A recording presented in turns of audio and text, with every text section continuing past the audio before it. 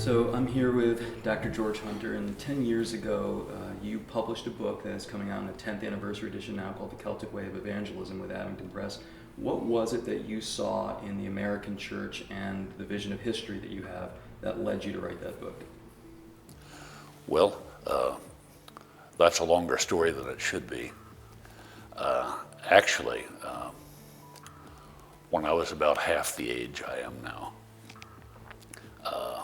or a little less, I read the Venerable Bede's Ecclesiastical History of the English People,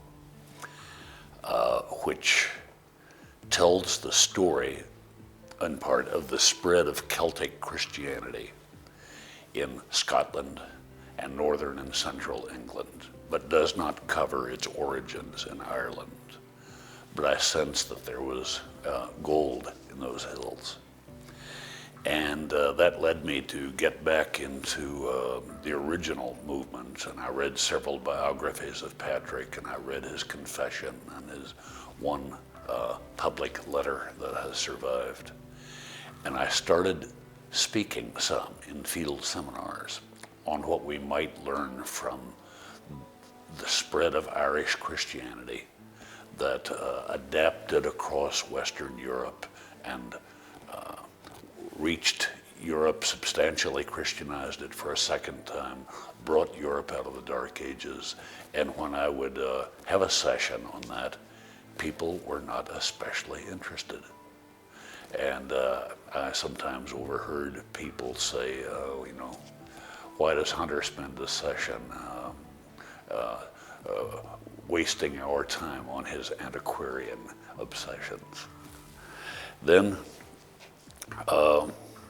the book came out, How the Irish Saved Civilization. And drawing a blank on his name at the moment. Cahill. Yes, Thomas Cahill.